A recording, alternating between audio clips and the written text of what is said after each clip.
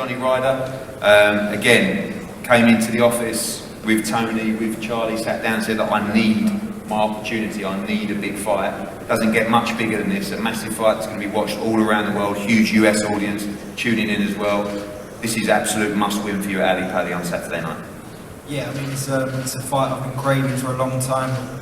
I know your ears have probably been on fire when the phone's been ringing and Tony's been on the case, but listen, you've delivered, and what a massive name in the UK and on my doorstep in Ali Pali.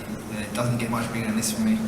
I saw an interview that you gave. Some fighters don't like to talk about this, but you said the loser is done on Saturday night. That's the pressure that you're putting on yourself to win this fight. I know you want to go on and challenge for a world title. You are a slight underdog in this fight, but that is the pressure. You're putting your whole career into this fight on Saturday night, and there's no other thing you need than victory at the weekend.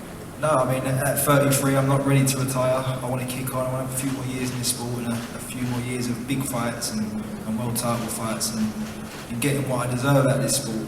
I've been working tirelessly in the gym with the best strength conditioner in the world, Dan Lawrence, Tony Sims and Charlie, and been lucky enough obviously to have the likes of Peter Sims and Kevin Mitchell in the gym, just picking their brains, getting their knowledge. It is, like you say, it's a real family affair. I know when you boxed Callum Smith, it was, many people felt it could have gone either way, but you've been waiting for this opportunity for a big fight and almost feel a little bit of redemption in this fight, and that you've got this opportunity after that Callum Smith fight and you want to grab it with both hands. Yeah, definitely. I mean, it feels like a long time coming. COVID messed things up for everyone massively. So it's about putting things right now. It's been a slow 2 years, but get back 2022, a good start to the year and really kick on. Daniel Jacobs, welcome. When we started working together, I never thought I'd see you in London at Alexandra Palace, but I'm really, really pleased that you're here. On behalf of all the British fight fans, to bring a name like yourself here is a tremendous honour, and I think this is the challenge that you needed in your career. I mean, you've achieved so much. Two-time world champion, of course, huge unification fight with Canelo Alvarez in Las Vegas, Gennady Golovkin fight that many thought you won that night. But this is a different kind of challenge, and I guess at this stage in your career you want to win another world title, but was this the kind of challenge that you just thought, I want to go to London for a big fight, and that excited you? Well, absolutely. This was an opportunity for me once I got a list of options of opponents to choose from, and to come to England was one of them. I jumped right on it. I remember that as an amateur.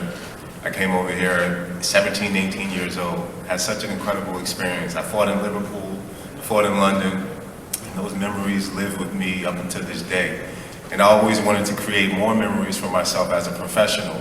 And so when I got the opportunity, I jumped right on it, because I know that the energy and the crowd, the people, the fans, just the atmosphere is going to be one to remember. So I'm looking forward to Saturday night.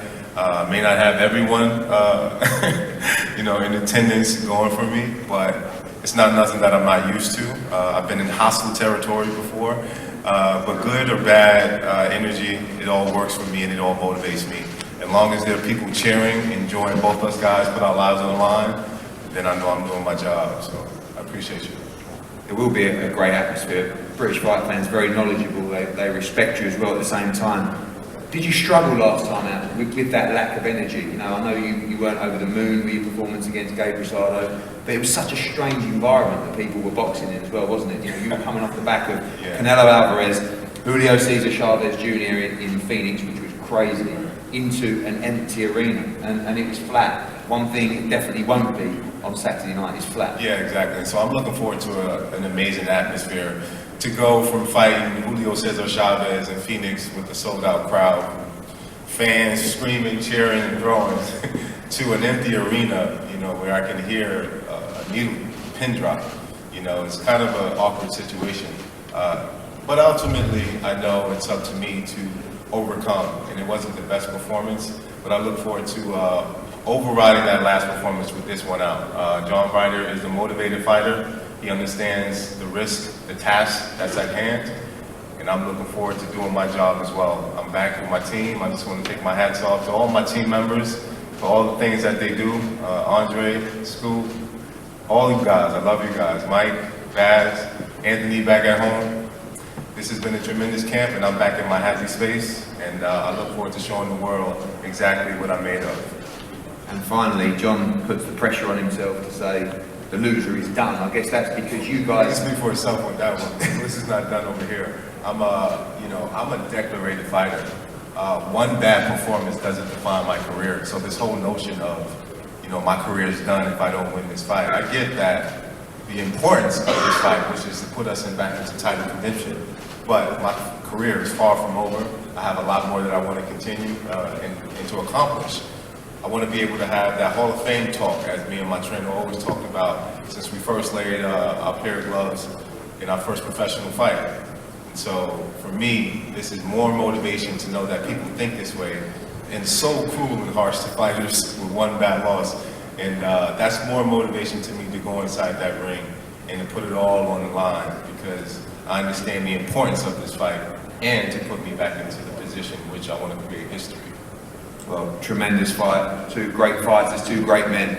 Daniel Jacobs against John Ryder, official eliminator for the WBA. If you enjoyed the video, feel free to hit the like, subscribe, and share. As always, if you want to support us to the next level, head over to the patreon.com/ThaBoxingVoice. We have tons of exclusive from Border Wars and title, betting shows, the list goes on and on and on.